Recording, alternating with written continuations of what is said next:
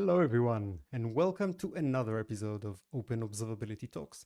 I'm your host, Dotan Horvitz, and here at Open Observability Talks, we talk about anything DevOps, observability, and open source. So may the open source be with you. And by the way, for those joining the live stream on YouTube or Twitch, feel free to share questions and comments. Definitely a great opportunity to do that. And actually, I'm really excited about this because today, on this episode, we are starting our sixth season, sixth year of the show. So that's really, really exciting to have. And I want to use this opportunity to thank our devoted followers for escorting us here on the show. If you like it, don't forget to rank us on your favorite podcast app and share it with your friends so more people can enjoy that. And for the opening episode of the season, I couldn't be more excited to cover a project that is near and dear to my heart, OpenSearch. Actually, I have even put on for the occasion the shirt that I got from OpenSearch Europe a couple of months ago back in Amsterdam. I've been covering and escorting this project from its initiation, from the original fork of Elasticsearch and Kibana back in 2021 after they were relicensed to a non-open source license. We've had a few episodes here on the show, both on the forking process and the first two major releases. Now, after 3 years almost, I think, of 2.x, the next major release is here. 3.0 was just released last month, May 2025. And it's time to delve into it and see what's new with OpenSearch and with the ecosystem. I should note, in full disclosure, that I just recently joined AWS open source team, and the OpenSearch open source project is a major focus area for me there, along with open source observability area. No managed services, sorry, only the open source. And I'm also on the OpenSearch outreach committee under the Linux Foundation to help steer how we communicate with the community about the project and in alignment with the Linux Foundation governance. My guests for this episode are Carl Meadows, chair of the governing board of the OpenSearch Software Foundation. You'll hear exactly what this is under the Linux Foundation. And Pallavi Priyadarshini, I hope that I pronounce it okay, member of the technical steering committee and the OpenSearch 3.0 release manager. They're both also AWS employees and dear colleagues who are involved in both the open source and the managed services. So let me invite Carl and Pallavi to the live stream. Hey, Carl. Hey, Pallavi. Good morning. Hi, nice to see you. Yep. Yeah, great having you on the show. Your morning time, and actually, Pallavi, extra thanks for you. You just landed in from OpenSearchCon India. You flew over to the West Coast, so hopefully the jet lag won't hit you in the middle of the episode. And yeah, it will be an opportunity maybe to get some takes from that. So thank you so much for joining me. And maybe we should start. I introduced and said, Carl, that you're chair of the governing board of the OpenSearch Software Foundation. Do you want to say in a word what exactly is the OpenSearch Software Foundation?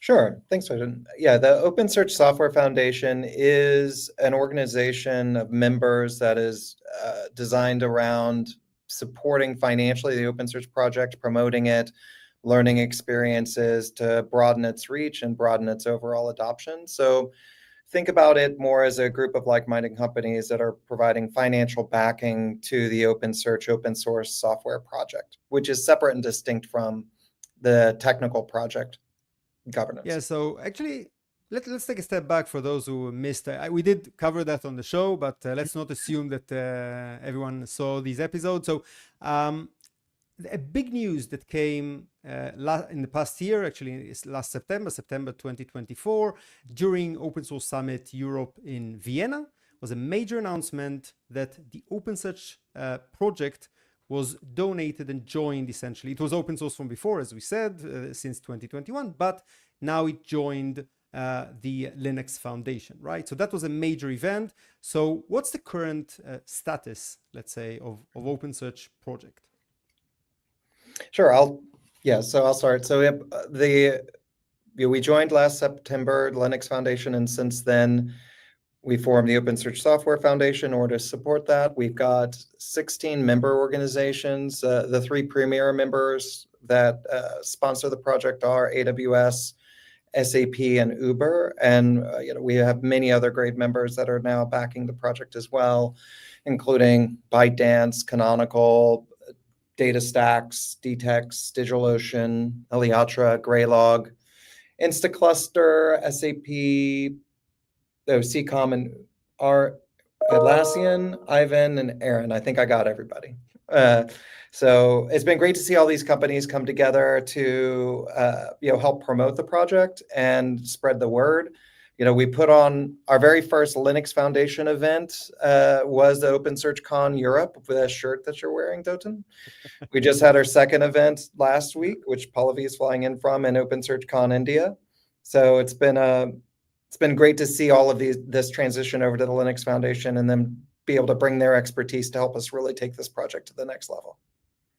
Yeah, and I think that's amazing. The community is a major driving force behind it, and having these regional conferences. I had the privilege of being a speaker at the first OpenSearch Con Europe back in Berlin in 2024, and now taking part of the Amsterdam edition, the second edition. That's amazing, and also seeing that spreading beyond just Europe and the United States to other regions, India being the second time, but now actually expanding. So the first time was 1 day, now seeing it a full-fledged 2 days. So really seeing the growth, and we're having OpenSearch Con Korea on the horizon later this year. Actually, there is a CFP Open, folks. I'll look up the link while we chat and post it here. So if you are OpenSearch enthusiasts, experts, and you think that you have something to contribute, do check out the CFP, and of course CFPs for others. Later this year we'll also have OpenSearch Con North America and more. So we'll talk more about the community. But now So I think on this, I'd like to, since we mentioned OpenSearch Con India, it was so exciting to be there and truly see OpenSearch become a worldwide phenomena.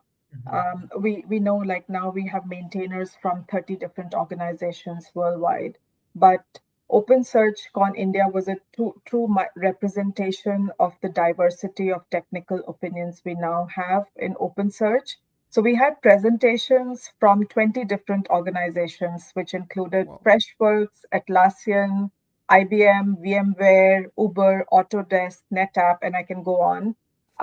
And very exciting to see folks from 100 different organizations in attendance, which included companies like Apple, Walmart, Microsoft, JPMC.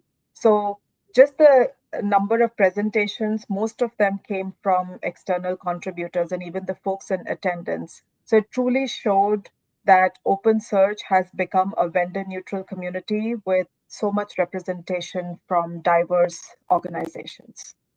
I love it what you're just saying. I'm a community person at heart, and hearing that is amazing. And also talking about, I think when I heard it was like we were at capacity for this event, which is amazing. Just so second time in India, a very specific and relatively new open source project, and seeing so much enthusiasm that we were at capacity for this event. That's a true success. And Pallavi, you're a member of the technical steering committee. So Carl started telling about how we formalized the OpenSearch project as a foundation-led open source. We talked about the governing board with the distinguished members that we listed. And there's also the technical steering committee that leads the technical architecture and vision and roadmap. Do you want to say a word about the technical steering committee, who's member in terms of which entities are involved, so diversity there as well, and how it's run?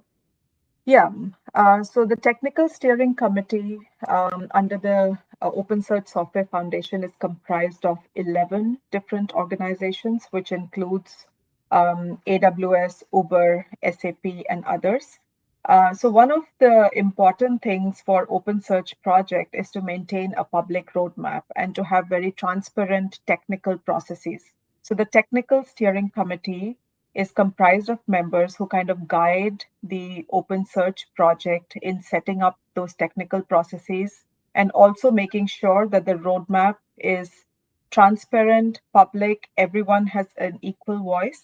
And we have recently unveiled the concept of special interest groups under the technical steering committee.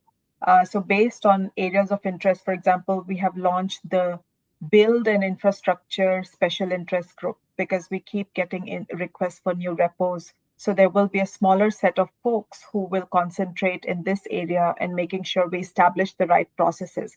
So it's very important for OpenSearch project to scale. We are getting these new memberships. The code contributions have been growing. In fact, the number of organizations that have been contributing to our code base is big. We have 220 plus organizations contributing to our code base. So the technical steering committee makes sure that the roadmap and the technical processes in terms of code review, setting up repos, all that is super transparent and everyone has equal voice. That's great. And if you already mentioned the new SIGs that are in place, I'm really excited to share with the audience. We're here at Open Observability Talks. That there is a new SIG being proposed now, a second SIG for OpenSearch, which is squarely centered around observability. So it's now being proposed to the technical steering committee.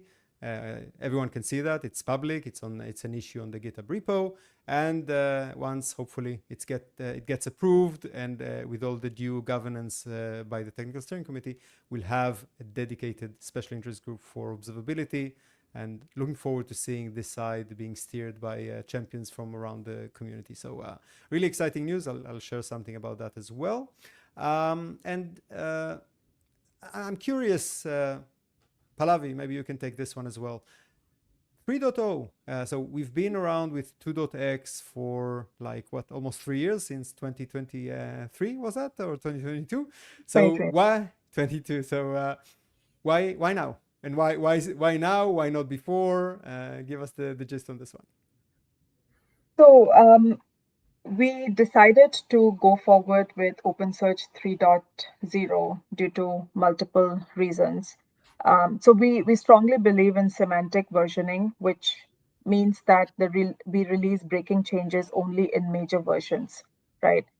So something that happened recently was Lucene came out. Lucene is the core search engine library that OpenSearch project depends on. And Apache Lucene came out with a major version, which was Lucene 10. And that had a lot of it's considered the most performance-oriented version of Lucene so far. So the release of Apache Lucene 10 was a major catalyst in our decision to move forward with 3.0. And then along with that, the community of OpenSearch developers, they took the opportunity of this major release to deliver a slew of technical innovations that we will talk about. But that was a major decision point for us to go ahead with OpenSearch 3.0. And it's important. Maybe I should chime in on this one for a very important point. When you said that, but just to clarify for the audience, semantic versioning means that breaking changes are on the major releases, and this means that the purpose was to avoid as much as possible this noise and in interruption to the users of the project. So keeping it was not something of an afterthought, but rather actually an intention to keep the stability of the APIs for plugin developers, SDK developers, and so on. So this was intentional. However, now the community has realized that this is indeed something that required, as you said, merits. You mentioned Lucene. I think maybe worthwhile also mentioning upgrading the minimum JDK versioning. Yes. From JDK 11 to JDK 21. That's a major leap for the Java folks out there. You probably know. So obviously there are breaking changes because of the change of the JDK, but also lots of goodies that come with this infrastructure. I don't know if either of you wants to comment about what benefits it brings with it. Right. So maybe I'll start. There were several benefits from the Lucene 10 upgrades in terms of, I already mentioned performance. So as far as indexing performance, search performance, including vector search, in fact, OpenSearch 3.0 delivered a slew of performance improvements, not just based off Lucene 10 upgrade, but also targeted performance improvements. And the benchmarks that we have run, OpenSearch 3.0 is 9.5x faster than the OpenSearch 1.0 line, and 1.3 was the last minor version in 1.x. Along with that, there are other major upgrades, and maybe Carl and I will take turns talking through it. because there are so many innovations that happened in OpenSearch 3.0. I will start with, we already covered Lucene 10 and the JDK as the system upgrades. But beyond that, we want to make sure that the architecture of OpenSearch is scalable for the future. And we are moving very fast towards a cloud native architecture, which means we are decoupling code base as much as possible and modularizing it. So as part of that, we have introduced the reader-writer separation, which means your searchers and indexers can live independently and can be scaled independently. Then we have introduced Protobuf and gRPC for more performant data transport between client and server. And then we have also introduced pull-based ingestion, which gives OpenSearch better control over ingestion spikes and more resilient data pipelines. But I think the most exciting thing here, a lot of these innovations were contributed not by AWS, but by external contributors. So for example, pull-based ingestion and gRPC Protobuf was contributed completely by Uber. Then as far as performance is concerned, we've folks at Atlassian and ByteDance helping us with search performance. I think the exciting thing is the community is contributing along with AWS in delivering some of these innovations. So Carl, I'm not sure if you want to cover any other part of OpenSearch 3.0. No, I think those are great. As Pallavi mentioned, there's a number of things. We also introduced new data structures. We introduced star tree as a data structure, which allows for much more orders of magnitude, more performance on aggregation type queries, which can be particularly helpful for observability use cases, where you're doing lots of aggregations. It's a new type, just for those who don't know. So essentially, it's a new type of a field, right? That is tuned to have like map out multiple attributes. Just to, if you want to play plain words for those who are not familiar with that. Yes, thank you. Yep. In addition, there is a number of we continue to see a lot of advancement on the vector side. Vector database and vector search is becoming much more of a core capability of any modern search platform. I don't know even if everyone is familiar. So sorry for stopping before the innovation. So for those who don't know, because many of them know it from the days of the fork of Elasticsearch, it's important to say today OpenSearch, or not today actually, for quite some time now, that OpenSearch has made this leap from just having the lexical search, keyword search, and free text search based on words to the semantic search side with built-in, baked-in vector database. So I think this is a major leap that opened up a whole different domain, or an additional domain of, as I said, moving on into the semantic ability to understand the semantics of the question and not just the lexical sense of the question.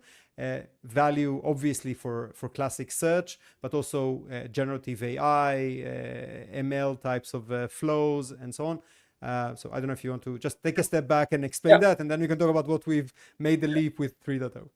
Yeah, and since this is an observability talk, I promise I won't turn it into a full search explainer. But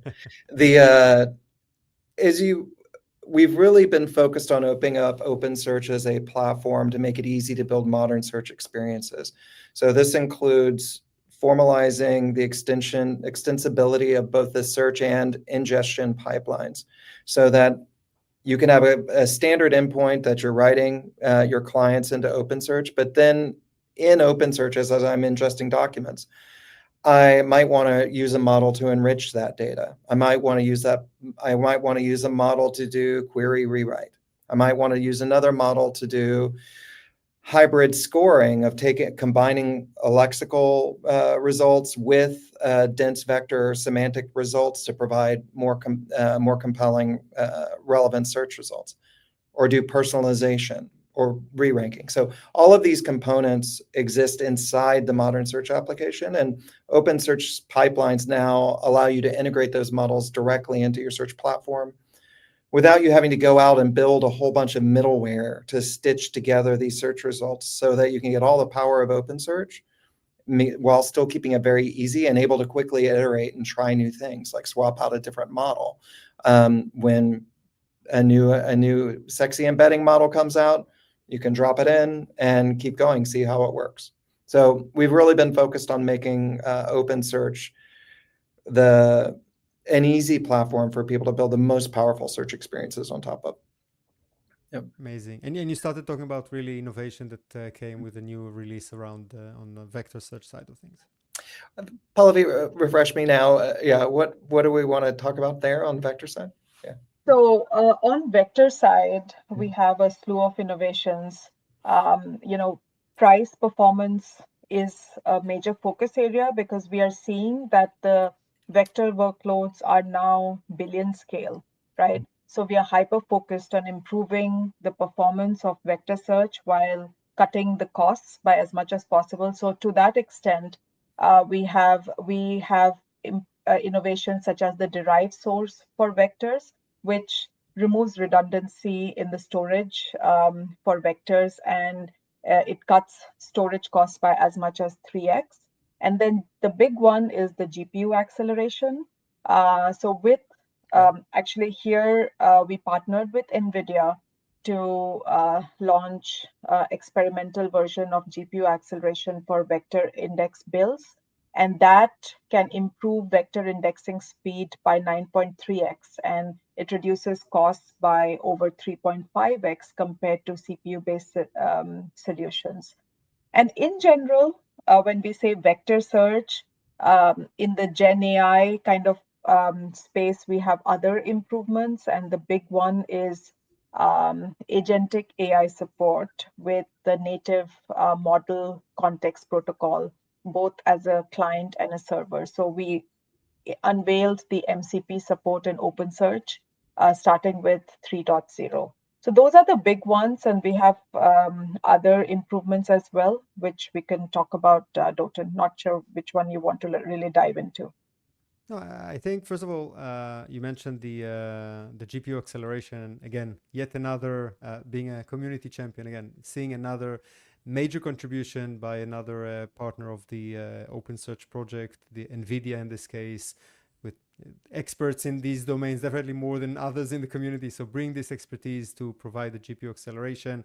I remember back in the day that we had also from Intel some contributions around. So the folks that really understand the bare bones of optimizing to the CPU cycles, GPU cycles, and so on, and making OpenSearch really as performant as it can be. In this case, because embeddings are so heavy, like indexing vectors is not like indexing the text, and that really becomes really costly. Having this is definitely great. Yeah. And everyone wants MCP, right? Everyone's talking about MCP these days and agentic AI. So having that natively supported, that's amazing. I do want to talk about observability. So interesting what's new with the priorities on observability. I don't know, Carl, if you want to take it, or Pallavi. Sure, I'll start pre 3.0 just to set a little context. Like many of your listeners may be familiar, OpenSearch Dashboards is the fork of Kibana. And we've been working for a number of releases to decouple OpenSearch Dashboards from the back end of the individual OpenSearch clusters so that you can have a unified OpenSearch dashboard that may be powered by multiple OpenSearch clusters in the back end to bring unified views. And we want to continue to extend that. We added the first version of Prometheus support in a previous release into OpenSearch dashboard, so you could have a Prometheus endpoint as a data source for the OpenSearch dashboard. So essentially using OpenSearch dashboards as the visualization tool, the UI, the front end for Prometheus sourced time series data, right? Just to put it in plain words. So correct. Yeah. If you're looking for an open source Apache 2 foundation-led visualization tool, now you have another one that you might not have been aware of, to our audience, of course. Exactly. So That is our, our North Star here, is to make OpenSearch dashboards as a visualization tool, a seamless experience for all types of telemetry data and observability workflows, so that you can easily correlate across your traces, your logs, your metrics, and have that rich end-to-end user experience in one place, powered by the OpenSearch dashboards front end. Specifically as it relates to 3.0, what are some of the enhancements you would want to highlight, Pallavi?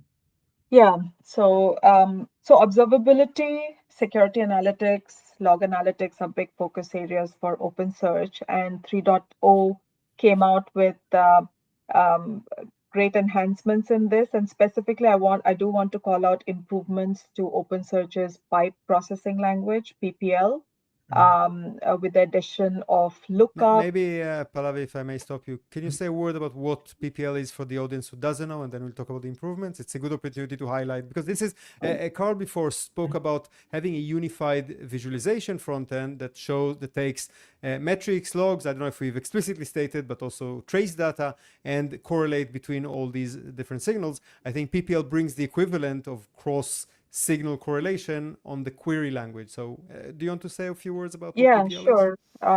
So PPL is a short form for piped processing language, and it is a query language that focuses on processing data in a step-by-step manner using the pipe operator. Basically, it combines commands to retrieve data and is very well suited for analyzing observability data such as logs, metrics, and traces. And we are seeing a lot of our observability users use PPL to really slice and dice that data, and we are on this journey where we keep enhancing the PPL syntax release over release, and to that extent 3.0 made some significant leaps, and we've been working on adding joins to PPL, and 3.0 it actually made it possible. So with the ability to look up and join using PPL, users will be able to correlate and filter logs more efficiently across large data sets. So we have added the integration with Apache Calcite, which is a query planner. And with the help of Apache Calcite, we are able to enhance PPL syntax. And we added some of the big items such as lookup and join, and we'll continue adding more support in the 3.x line really quickly. I do want to say that when Carl and I spoke about performance, many of the query operations that we focused on to improve performance are actually for observability workloads, right? Like aggregation was a big focus area. We have date histogram, we have other type of complex queries that are heavily used by observability. So performance, improving the latencies of, complex queries was a big focus area for us.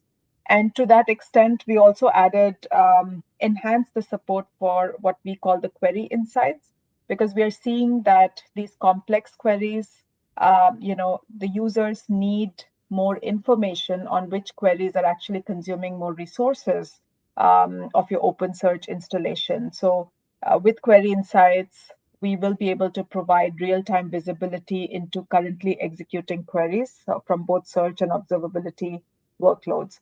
Then one more thing I want for those who, just before we move on, it's very important because I think it's very powerful. And for those who worked with that in production, know how frustrating it is when suddenly something very, very slow, but it's a black box and you can't slice and dice it. Having observability into your own query performance, that's very, very powerful. And just having a UI, a visualization to investigate which query and why also, which elements of that's very, very powerful. So, and making it accessible as a user interface and user experience, that's very, very powerful. Right. And we were seeing that, Carl mentioned about all the dashboard improvements, right? So a lot of those complex queries, originate from dashboard where you have, visualizations and all of that. So now you have the ability to troubleshoot queries and also activate mechanisms we have for query cancellation to maintain OpenSearch stability and resiliency.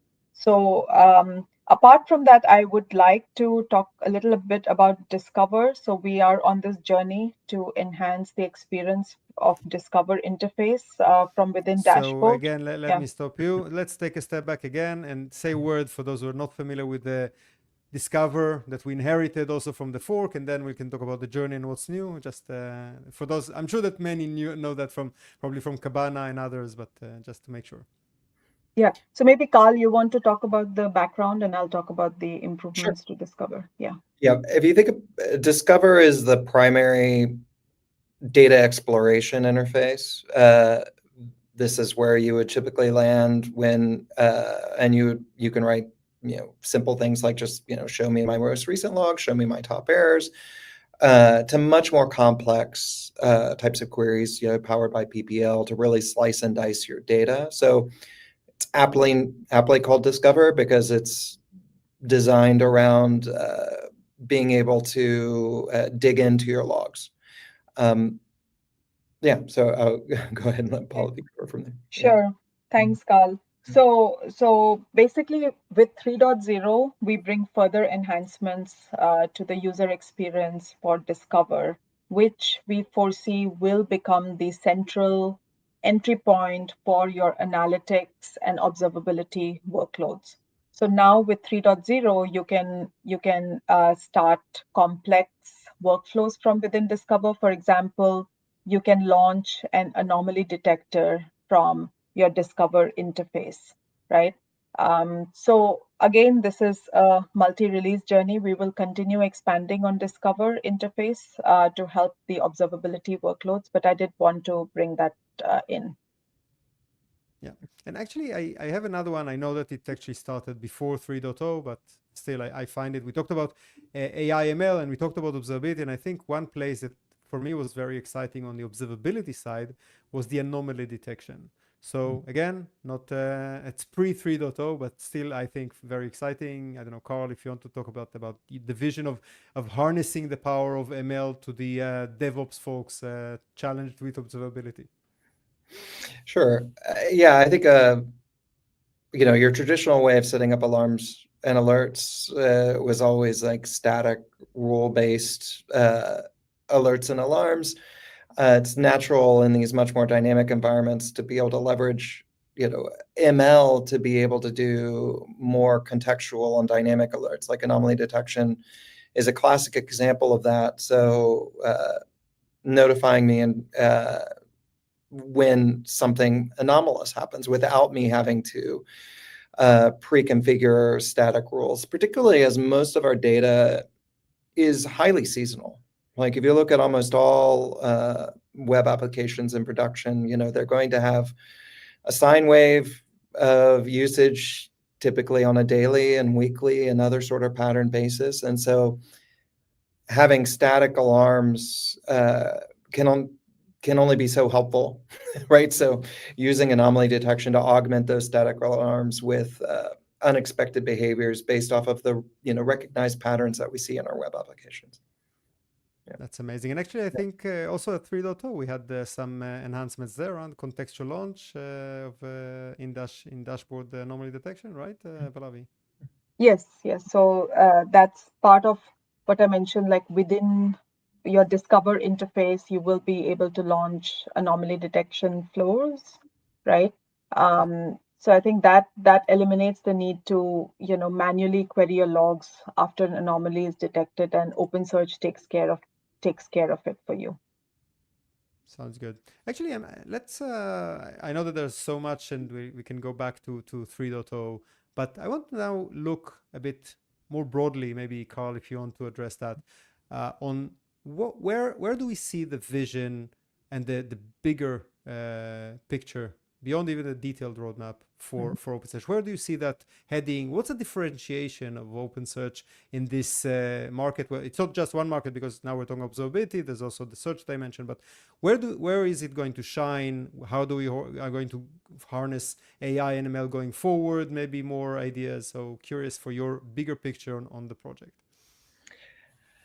Yeah, I think one of the reasons why OpenSearch is so popular, aside from the permissive license and the community behind it, is that it's a really flexible data platform. This makes it fairly ideal that I can just throw data at OpenSearch. I don't necessarily have to know the questions I'm going to ask before I start throwing data at OpenSearch. That, again, makes it really easy to get started and really easy for developers to adopt and very powerful. We never want to lose that. Like that ease of use and ability to, find insights in your data you didn't know were there is always core to how we think about the project. That said, there's lots of opportunity to, when you do know how you want to structure your data and you do know how the data is going to be consumed, to really drive down costs and improve efficiency. So at scale, cost is super important for logs. Like everybody knows they don't have unlimited budgets for their observability tools.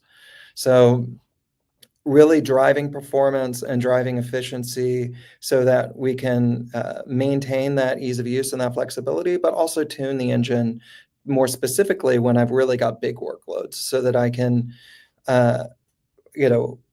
really drive costs down by 3, 4, 5x for these very large, for my very large workloads where costs really matter.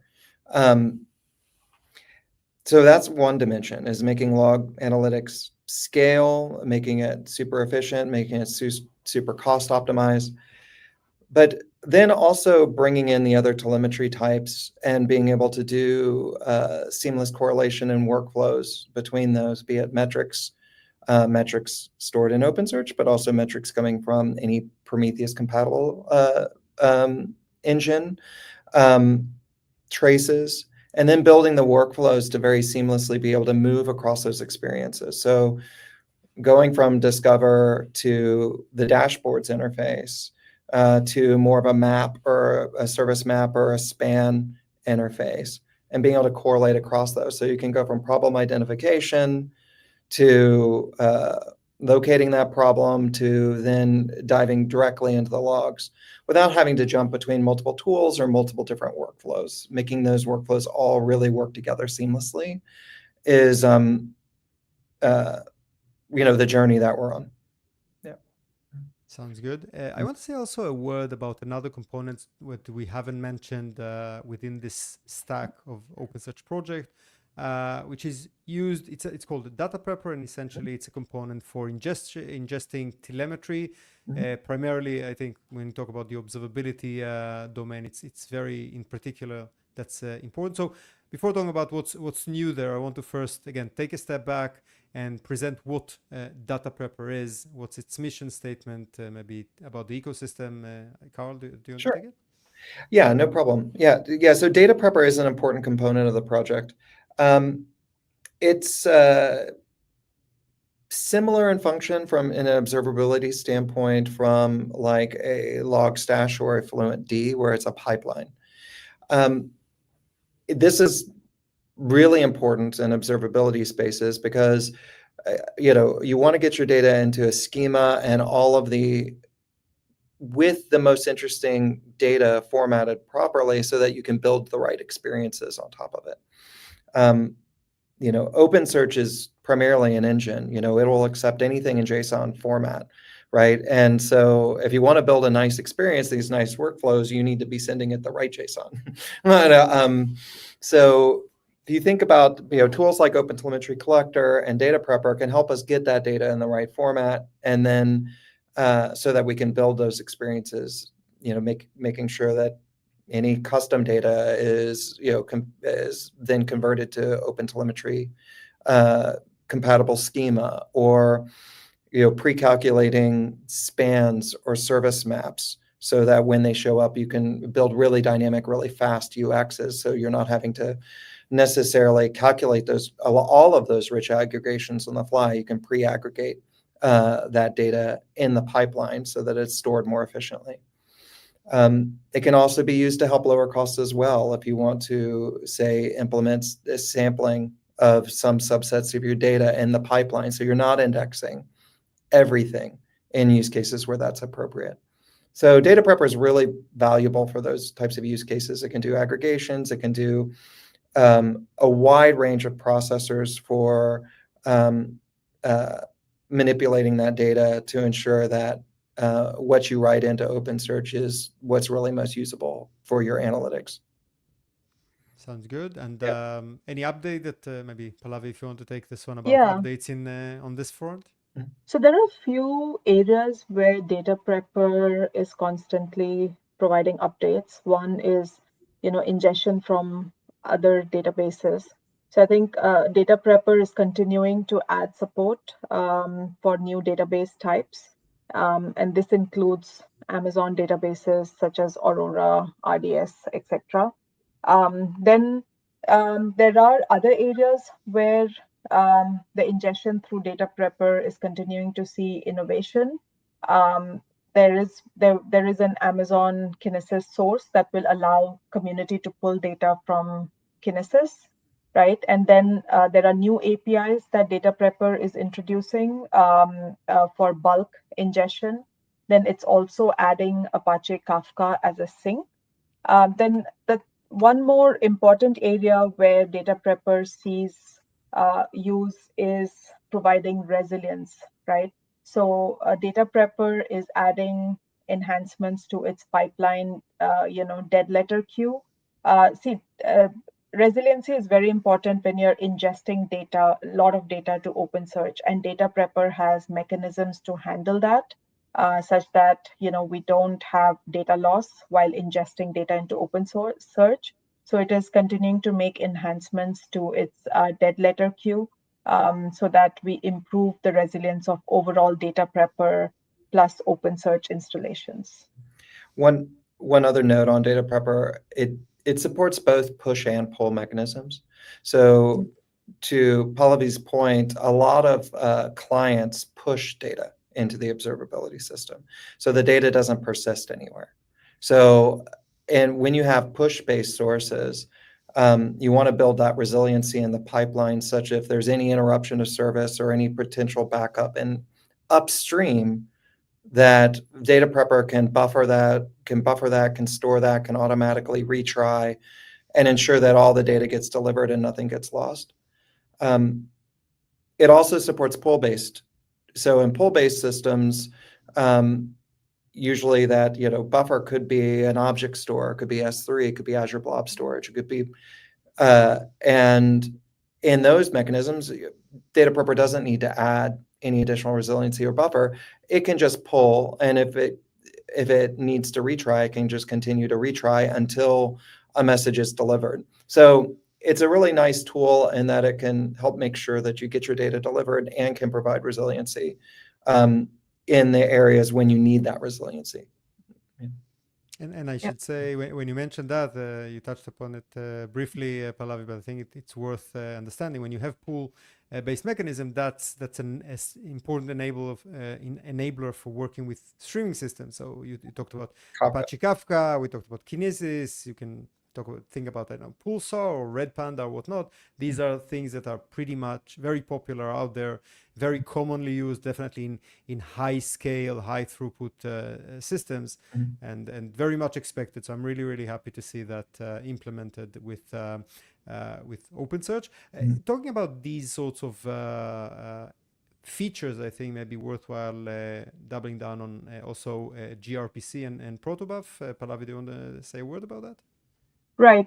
So actually, before we talk about gRPC and Protobuf, I do want to say that the exciting thing about Data Prepper is, one of our premier partners, SAP, they are contributing quite a bit of code in this area, right? So it's, with OpenSearch 3.0 and our most recent releases, what we are seeing is, our external contributors and partners, they are contributing large features. It is not just paper cuts and small fixes, which is really exciting to see for the long-term health of the project, right? So now let me spend some time talking about Protobuf and gRPC. So with OpenSearch 3.0, one of the focus areas was providing higher performance data transport between clients and servers. And with Protobuf, which is the short form of protocol buffers over gRPC, we are providing that. So what gRPC does, it provides multiplexing and bidirectional data streams, which enables clients to send and receive data concurrently over the same TCP connection, which makes it more performant. And these performance gains becomes more pronounced when you're using large and complex queries, which is very used in observability workloads, right? So basically, you will not have the overhead of deserializing requests, which is what we see while using JSON. So we are seeing gRPC ecosystem expand, like multiple other partners are already making the shift towards gRPC. So we have provided the framework and some basic APIs in 3.0, and we will continue to add support for Protobuf and gRPC with more APIs in the 3.x line. Just a quick question. You talked about the client-server communications. I think it's also node-to-node, right, on the server side? Right. With 3.0, we added the framework for the client server. For node to node, the performance benefits were smaller than what we expected. So we are still working on unveiling the node to node. But there's a Yeah. great potential to uncover also Yes. on the server Yes. side as well. So this is, I think, again, goes to show. Talking about the data prepper and the ecosystem, which is, I guess, the most important feature of such a component, because you need to ingest from multiple systems, and each organization has its own set of technical stack and sources that send telemetry that needs to be monitored essentially. So ability to support this diversity is important. One thing that I think is definitely noteworthy is the native OTLP support, OTLP being the native OpenTelemetry protocol. And we've been covering OpenTelemetry here on the show extensively. So for those who do use OpenTelemetry to collect and gather their telemetry data, I think it's an important thing that they know that they now have a native OTLP endpoint that they can send to data prepper, and then obviously ingest through that to OpenSearch, right? Yes. So yeah, Carl, sorry, you were saying. Yeah. So the OTel collector can't just send native protocol to a data prepper. We do also support that the OTel collector can also use the export plugin for OpenSearch to write directly to OpenSearch. So that is something we're trying to work out with the community, is like which modes will be best. I think there's sensitivity around it in multiple dimensions. Like, it's a yet another component, and many folks are like, I don't want another component. But it also adds a lot of power to help, drive these really nice experiences and to pre-format data optimally. So I think that's something we're still working through. And it's a good opportunity to call out to our listeners, or probably very much into observability. There is an open request with comments to the OpenTelemetry community. There's equivalent one also published on the OpenSearch GitHub repo. So both repos have the same question up to the audience. So there is, for those who know, OpenTelemetry collector has exporters, and there is a designated OpenTelemetry collector exporter for OpenSearch. You can use that exporter to send it directly to the OpenSearch core cluster. Mm-hmm. Or, as we said, we can use the native OTLP, so you don't need any special exporter. You just use the default and send it to data prepper, which will first save the designated exporter, and secondly, will enjoy all the benefits that I think Pallavi detailed very nicely, and you and Carl about the benefits. So if you are a user of any of these two, or maybe you tried both of them and you have feedback to share, do chime in on this discussion on the open RFCs. I'll try and dig them up for the live stream. If not, then I'll definitely post it on the show notes. But yeah, this is the time for the community to help us understand and navigate the project and steer it in the right direction that works well for the community. Mm-hmm. Okay, any other updates that you would like to share from 3.0 before, or you know what, I know that there's a lot, but actually I want to use the time that we have maybe a question for you, Carl, and probably feel free to chime in as well. Let's look beyond 3.0. We're now working to finalize 3.1. So, we haven't even, the ink hasn't dried out on the 3.0 from last month, but this is the pace of innovation that happens in OpenSearch, and 3.1 is already in final stages. So, what can we say about 3.1 and maybe a bit beyond that into the 3.x line? Any highlights that you want to share? Do you want to go? Yeah, sure. So, Dotan, like I mentioned earlier, that one of our focus areas is to have a very transparent roadmap. And in that roadmap, what we have done is we have created 9 themes, right? So I'll just, talk over a couple. So for example, vector database GenAI is a theme, right? And then we have search as a theme. Similarly, we have observability as a theme. We have not talked about security in this podcast, but security is still it's super important, and we continue to make innovations in that space, right? Cost performance is another theme. So the reason I'm bringing this up is we continue to innovate in all these dimensions, right? So, for example, cost performance has a slew of features around observability, as well as lowering cost of, say, vector workloads, right? So I mentioned early on how we unveiled, GPU support, and then we unveiled derive source for vectors. So we will continue to add on to some of these features that we launched in 3.0. We'll continue to add on, for example, GPU, we want to expand it to search, right? And similarly, we have other features coming out for cost performance.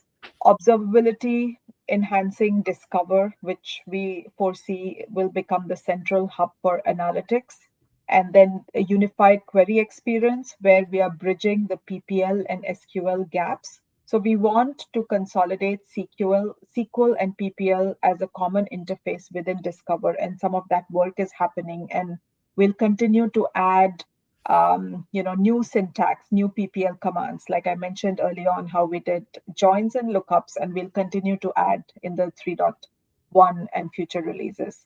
So we are introducing over 30 new PPL commands in the 3.x line. So Carl, do you want to cover any? Yeah.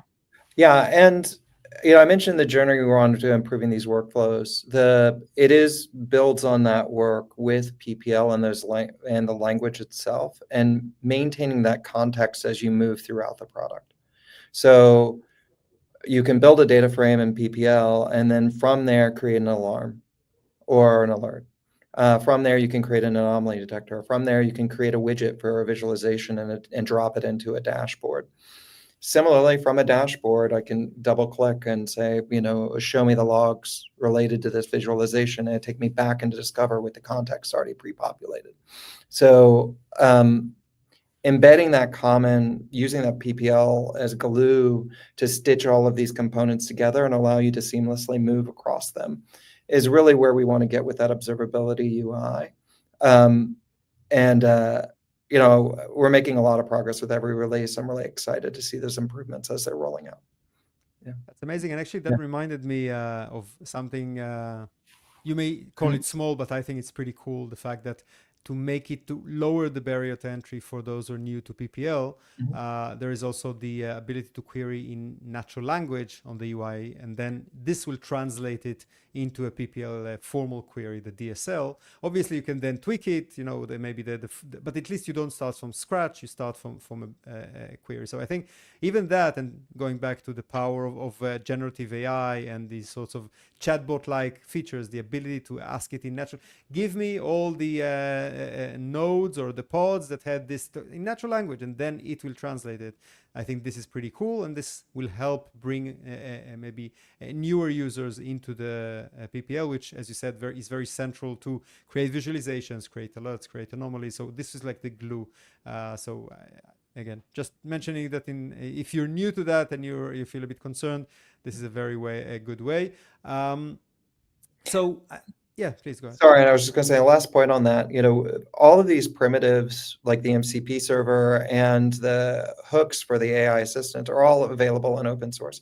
It's pretty amazing what we see just using like out-of-box models like Claude hooking up to the MCP server.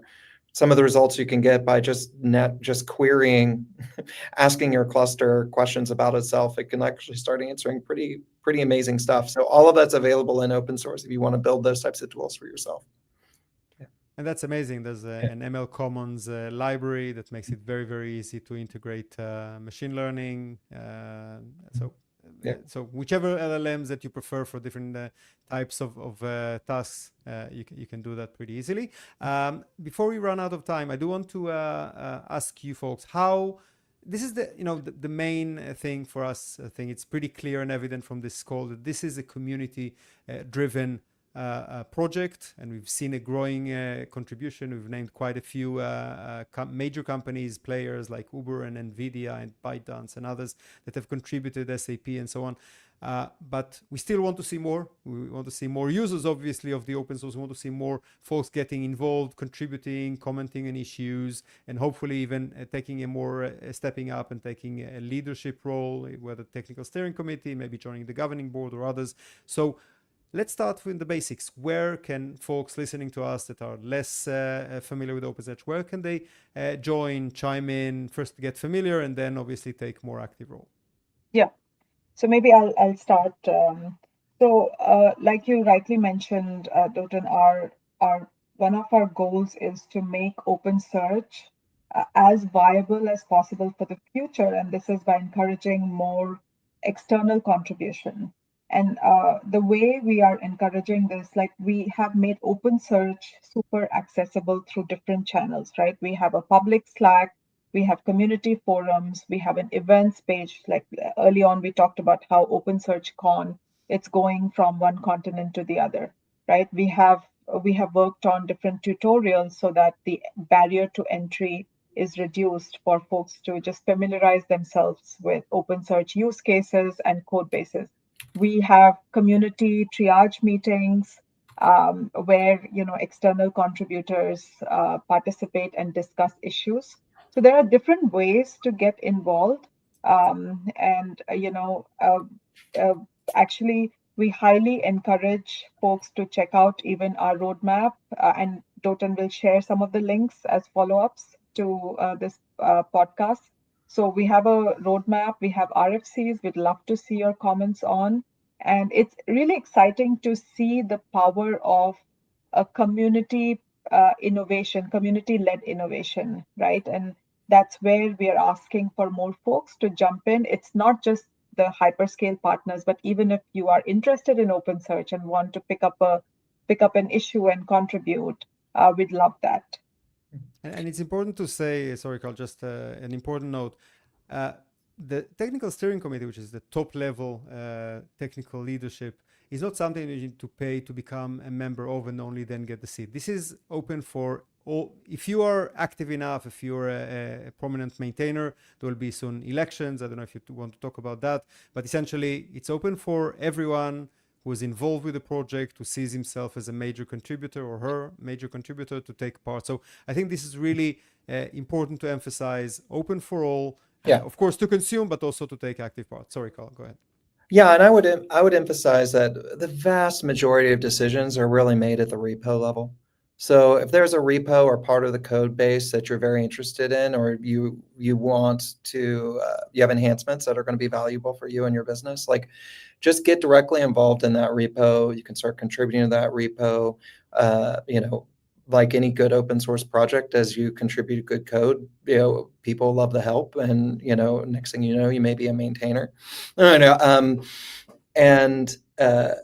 the steering committee is really then oversight over all of those repos, and helping provide the roadmap and drive the guidance in the future direction. But like most decisions get made down in the repo level, and so that way you can drive influence in the areas that matter most to you most quickly. Yeah.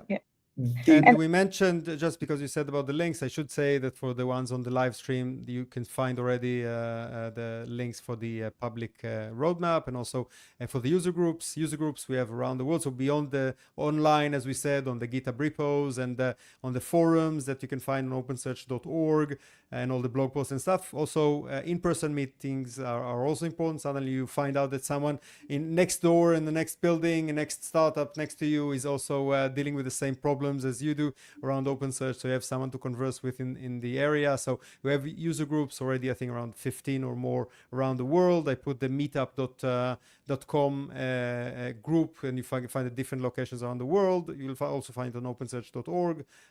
So another way to do that in the local area. And as we mentioned before, going back to the OpenSearch cons that are the regional ones, we have for North America, we have for Europe, India, now expanding to Asia, different locations. So really exciting to do about that. Specifically, as we are now live streaming that in the beginning of June, I should maybe note that OpenSearch is going to be at Berlin Buzzwords the week of June 9th, the week that we're now. So if you're there, especially the search and the data analytics folks, this is a classic one for you. And then later in June at Open Source Summit, the flagship event for the Linux Foundation, Open Source Summit North America, that takes place in Denver this year. OpenSearch project will be there with a booth that you can go and find more about this. And also there is a very excitingly first time the CNCF, the Cloud Native Computing Foundation, has launched the designated Open Observability Summit, co-located with Open Source Summit in Denver. So the day after Open Source Summit in the same venue, there'll be a designated date for Open Observability Summit that is co-located with Open Telemetry Day, again, observability. And the OpenSearch project will be represented there also with a booth. So another opportunity, especially from the observability side of the house, to reach out and check it out. So follow, again, all these events are also published on the opensearch.org website. If you want to get in touch in person with the folks leading the project and get more hands-on with that. And just a note from the from this show, from Open Observability Talks, I'm glad to say that our show is a partner of Open Observability Summit. So we'll cover the highlights on the next episode. So stay tuned for the next episode. We'll definitely bring some interesting news from the Open Observability landscape here on the show. Any last words, Carl, Pallavi, before you wrap up? No, excited to continue to work in OpenSearch with this community. Really excited with the adoption, and love to have everybody participate in whatever way makes sense for them. Yeah, 100%. So we'd love your contributions. Even if you are interested in trying out OpenSearch, you can either download it, download your preferred distribution, or as an observability user, you can just we have pretty extensive OpenSearch playgrounds where you can check out our latest visualizations and how you can get more insights from your data using OpenSearch. So we'd love to get your feedback. So whether you're a contributor or a user, we'd love to hear more from you. That's great. Thank you so much, Carl and Pallavi, for joining me and for the exciting news about the 3.0 and the upcoming 3.1 already. So thank you so much for joining me. And I'd like to thank all our listeners again for joining us on the live stream. And if you are listening on the live stream, do check it out. It's available on all the podcast apps. And if you are on the podcast apps, do follow us on the social media. We're on X, Twitter. We're on Blue Sky, we're on LinkedIn to find the live stream times, and then you can chime in with your own questions and comments. That's a great opportunity to talk with the experts that come to the show. I'm Dotan Horvitz. Thank you very much for listening. Until next episode, may the open source be with you.